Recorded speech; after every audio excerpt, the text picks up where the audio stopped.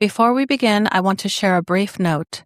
This episode includes a personal discussion of plant medicine and ayahuasca shared from lived experience. This conversation is not intended as medical, psychological, or therapeutic advice, nor is it a recommendation or endorsement of ayahuasca or any psychedelic substances. Ayahuasca is illegal in many jurisdictions and may carry medical and psychological risks. Listeners are encouraged to consult qualified medical and mental health professionals and to consider legal, medical, and personal factors before engaging in any such experiences.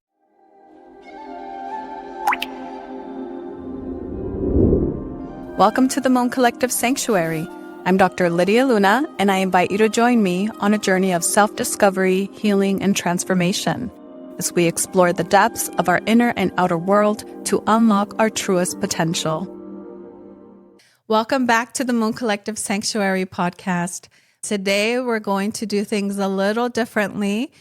This is the Get to Know Lydia episode. So I'm so excited to have my nephew, Milo, who's also the podcast producer here. And he's going to be interviewing me. So we're going to flip things around a little bit. I'm a little nervous and excited at the same time. Same. All right. Well, maybe you can introduce yourself, a little bit. Who are you, Milo Solis? Hi, everybody. I am the nephew of Lydia Luna. Produce the show in the background, working audio, video. I get to listen to a lot of great conversations with tons of really spiritual, wise people. And it's been a pleasure just getting to work alongside my aunt, this project. Yeah. Thank you for everything that you're doing and for always helping. I feel like you're part of why this show is special because of your work, your contribution, and expertise. So thank you. I appreciate that. Well, why don't we get started? Yeah, I have a few questions here. I think the first one be, what's one message your younger self desperately needed to hear? Wow, that's a good one. The version of me that's coming to mind is maybe she's 12 years old. Yeah. So around 12 years old is where I didn't know this at the time, but things were going to change a lot. Things changed in my life at 13 because my parents got divorced. So that really, shifted things around. But so at 12, I do remember like my parents arguing and there just being like turmoil at the house. And obviously as a kid, I didn't like it.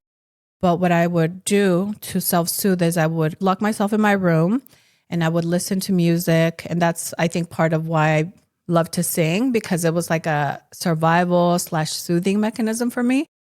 So I would go in and turn on the music really loud and just listen to ballads and cry. And little did I know that was really healing. That was really good that I was able to do that because I was able to release emotion and all that. I remember feeling just really sad and really like uncertain of things and wanting things to just be okay.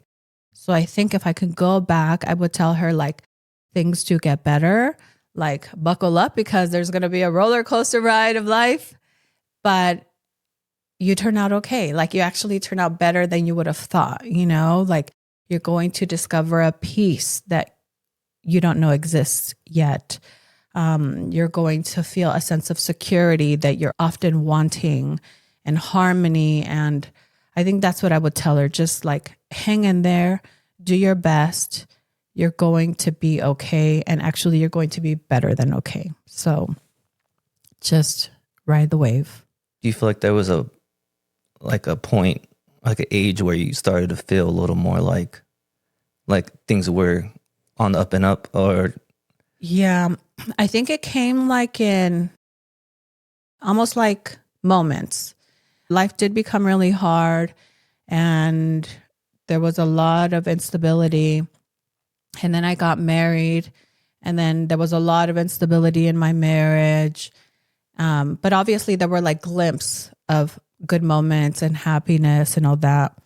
I think for me, the turning point was like around the age of 35 where anytime things would start settling for me, then there would be like another shift. So I never really felt like I could take a deep breath. Things are okay. But I understand that happened for my highest good. Like all of these breaks, let's say in my peace or stability, we're creating opportunity for learning and growing and evolution, right? So I appreciate all that. But I feel like my true peace and happiness came recently around at the end of my last relationship. So I want to say like, what now? Almost 5 years ago. So at 40, yeah, it's when I moved here, and I was, maybe this is part of it, I've been single for this time. In relationships, like, they pull so much out of us for growth, of course, but they're hard. And so I think like leaving that last relationship, this is going to be a long answer, but when I had been in relationships my entire life, maybe I'll have a year or two break, but I've been in relationships. And this last one was different in the sense that I never thought I would do this, but I gave up my job. I gave up my home to be with this person, because we had plans to get a home together, to start a business together. So it wasn't like I just didn't work because somebody was going to take care of me. It was more like we're going to take a year off and then we're going to start a new life. And the pandemic came, so everything kind of shifted, the world shifted, but also like the relationship ended. So then after the pandemic, I was left with, now what? I don't know what I'm going to do for work. The business idea tanked, now I have to find a new place to live. Like I had to start from scratch again. And, I had like a dark night of the soul where it's like, what is this all for? What am I supposed to do now? Like, I don't even know the purpose of life. Like, it's always just hard. And then, in that moment of like extreme pain, frustration, disappointment, and like just not seeing the purpose, it was like, okay, so if I die today, because I don't care right now if I live or die. I have those moments often, actually, when I'm going, because I feel deeply and I go into dark spaces. I'm like, if I don't live today, I want to resign from life. So if I resign from life, okay, I'm not here anymore. What would I have regretted not doing, So then that's when I asked that question, then that's when the download came of like, well, what did you come here to do? And then it was like, well, I've had visions and ideas of what I want to do.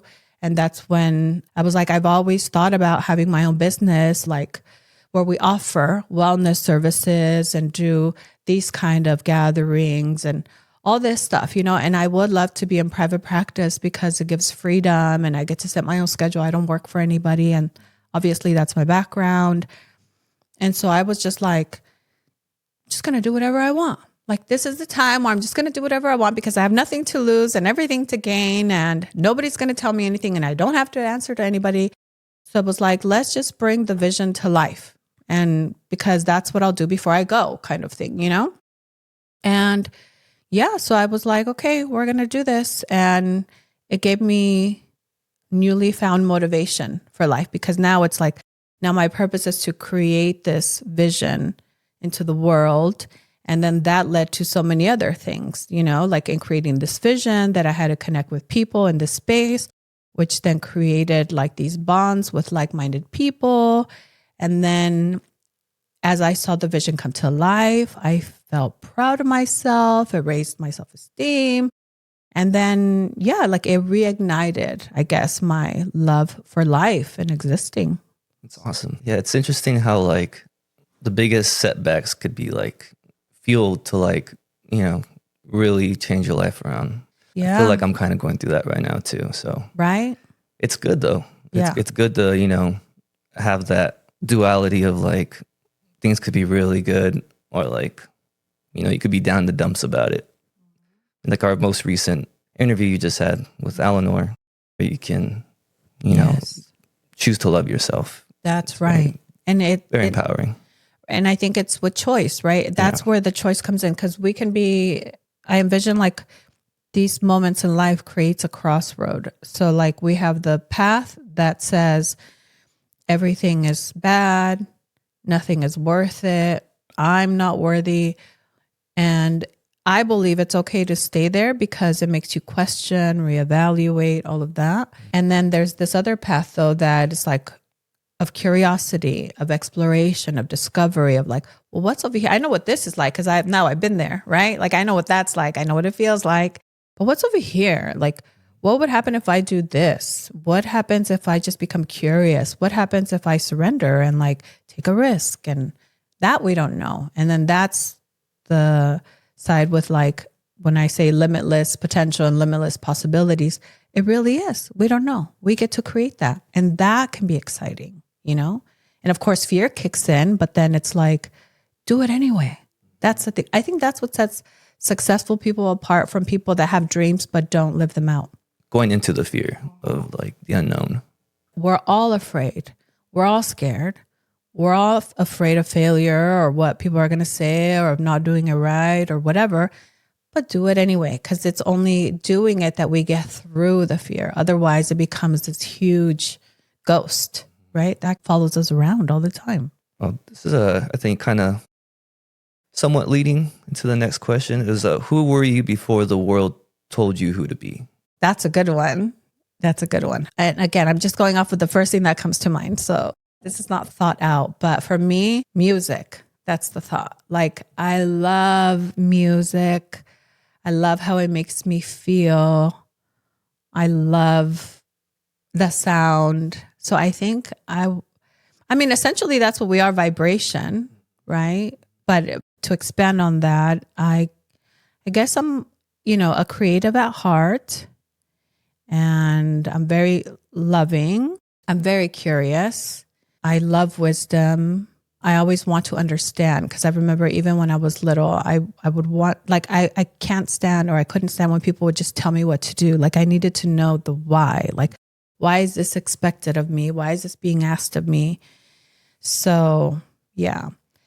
And something else that's coming to mind is like a person that has their feet in both worlds. Because even since I was little, like, I've been receptive to different energy. When I was little, I would hear things that maybe others couldn't. I mean, I would think like I was hearing ghosts, or I would see things, but now I understand that it was energy that I was picking up on. So yeah, I think those would be at the core: loving, musical, but also like open to stuff. Yes. Speaking of spiritual experience, what was the most profound spiritual experience you've ever had? One that you rarely talk about. I think for me, I do talk about it with people that know me, I had an ayahuasca journey. I want to say like in 2016, 2017. And my belief about journeys or plant medicine journeys is that we are called to them. So it's not something you kind of seek out. It's something that seeks you out. And so for me, that was like life-changing. And again, it happened during a time that 2015, I lost a loved one to suicide. So that shifted me at my core. I was questioning life, purpose, God. I felt like, what is this all about? Like, why did I sign up for this? This world is horrible, And like, how could somebody who was such a good person, like, just end up doing that? So it made me even question, like, we never truly know who people are, even if they're close to us.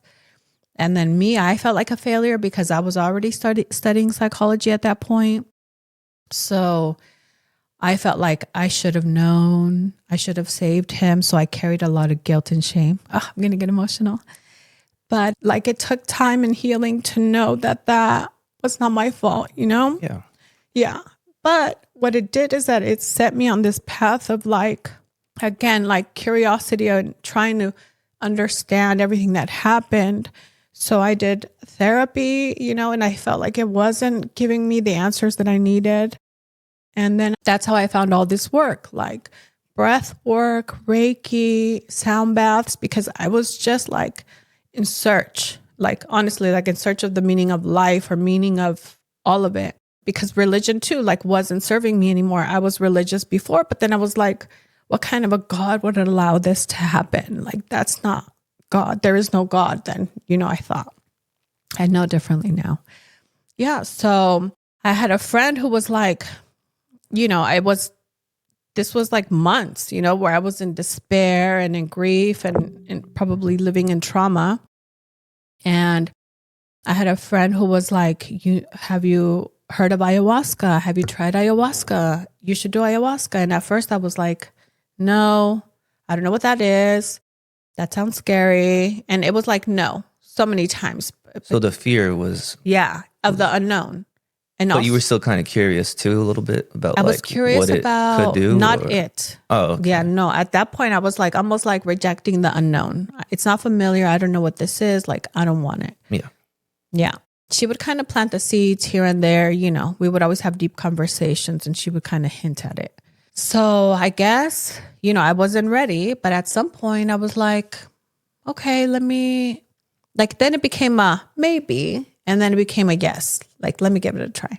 So how long, like from when you first heard about it till you decided to like give it a try? Probably like a year. A year? Yeah, I would think like a year and a half maybe. And so it all happened so quickly. As soon as I said yes, then the opportunity was right there. And it was almost like not from 1 week to the next. Actually, it was days. As soon as I said yes, I found out that there was going to be a journey happening days later. And usually this is something you really prep for, you know, but everything happened. It's like divine timing. Because maybe if I would have had more time to think Probably of not. exactly. But I was like, it was happening in a few days.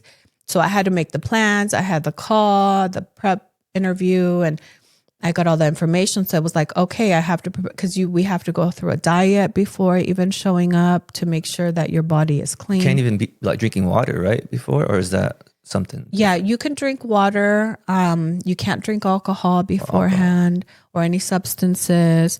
You can't eat pork or red meat. You have to go through like a dieta. And that's really supposed to cleanse your system because I imagine obviously for the ritual purpose of it, which means to like just cleanse and prepare for it. But also physically, there is a purging component during ayahuasca journeys. And so you want to be as clean. Because no matter what, you're probably going to purge. Yeah. Like, and so you don't want to purge like gross stuff. You want to purge like fruit and nuts and, you know, like, so yeah. So she like, you know, this person that was leading the journey gave me all the information and I was like, okay, let's do this. And I went to this experience and I was so nervous. I was so scared. I didn't know what to expect, but I trusted the people, right? That the person that told me about it, the person that was leading it. So something about it was also feeling safe. Like I'm really scared, but I also know like it's going to be okay.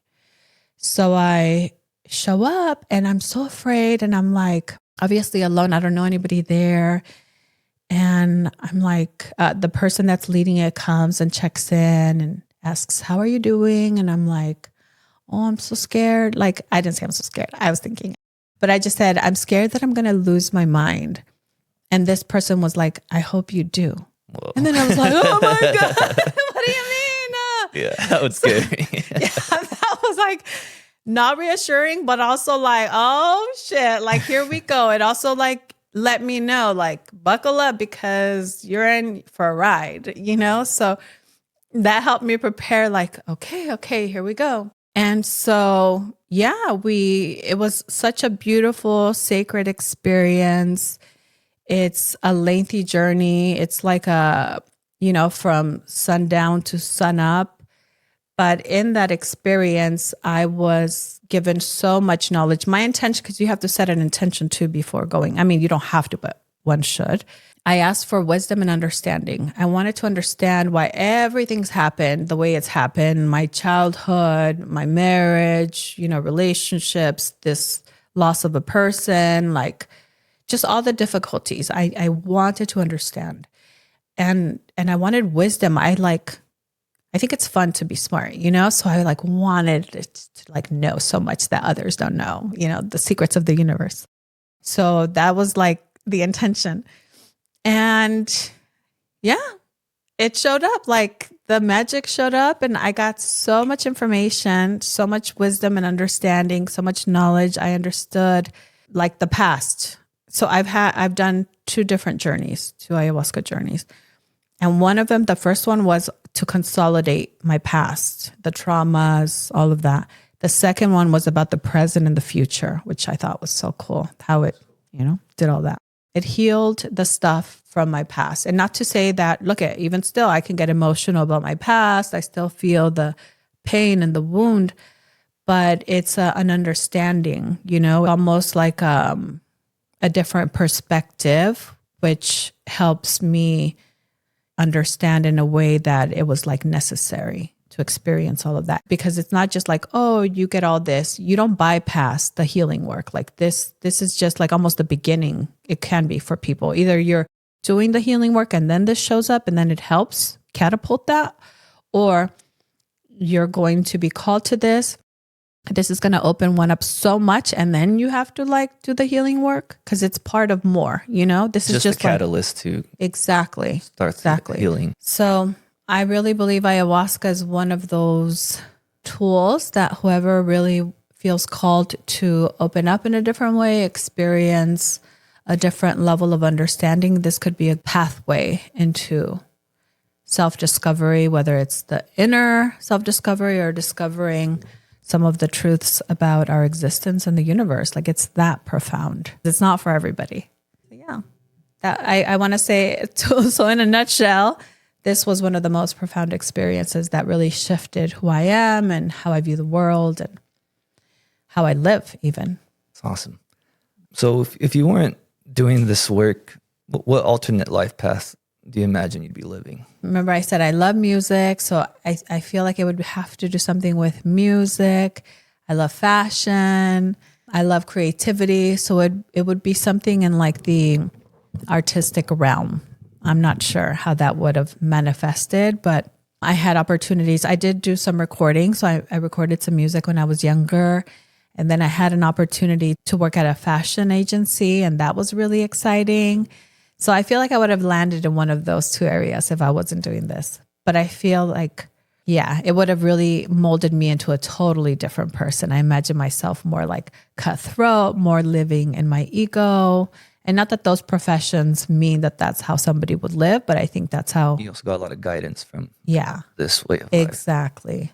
I would have been a totally different human, I think. Do you still like to sing or write? Or Actually, I was thinking about this recently because all my life, because I love music, it's part of who I am. Like I just sing. Like I'll be sitting down watching TV and I'll just like sing, or I'll be in the shower by myself or whatever. Like I always just sing.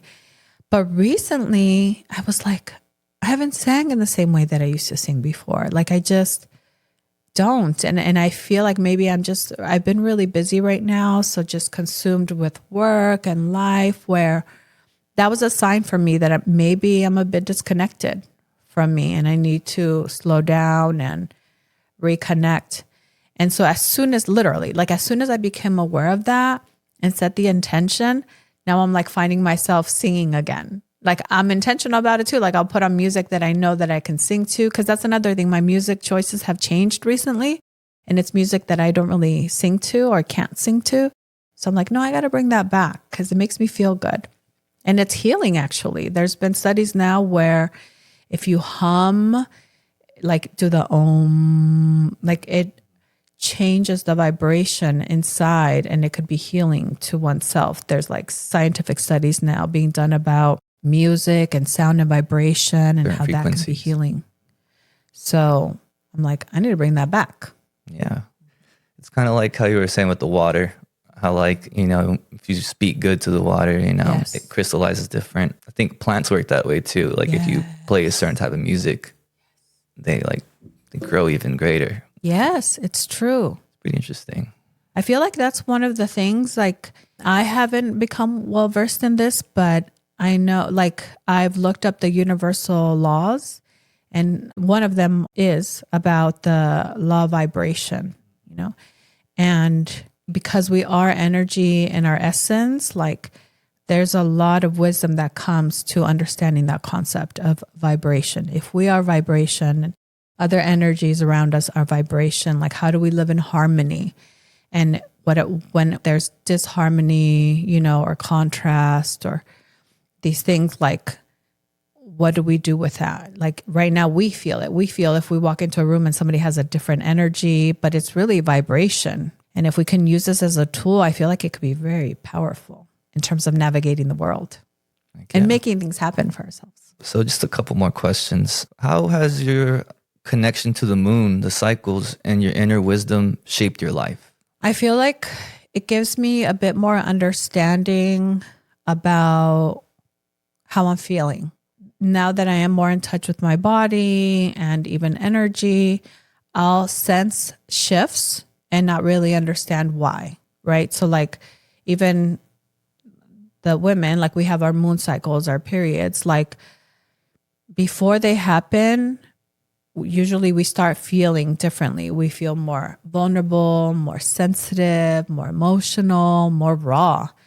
And I really feel like, like I can more receptive to anything happening around me. Even just harnessing my own moon cycle, I've understood like when I should do things and when I should not do things. Like I shouldn't push myself so hard to do something when I'm in my cycle because my body just wants to rest. You know, the world expects us to function like we're normal every day, but it's like giving myself that permission to be like, no, I'm allowed to slow down. I'm allowed to rest. I'm allowed to nurture myself right now, set more boundaries, take better care of myself, make sure I eat well during this time because my body's like losing a lot of blood. So I need to, like be healthy right now and rest, sleep.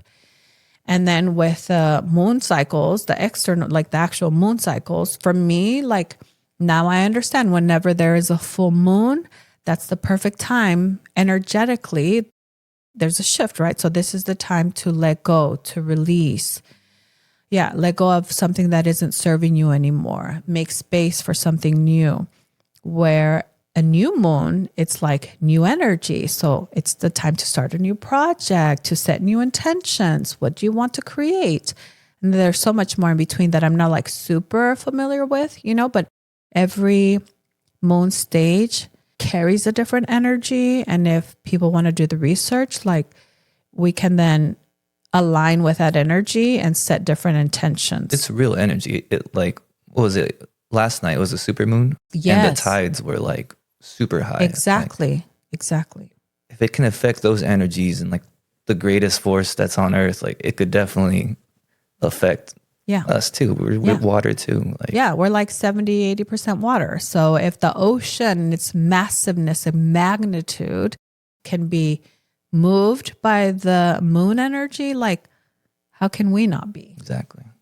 And I think that's a cool part about like learning all these little things that everything starts to connect, right? And then we realize, oh, if that happens there, is it happening in here?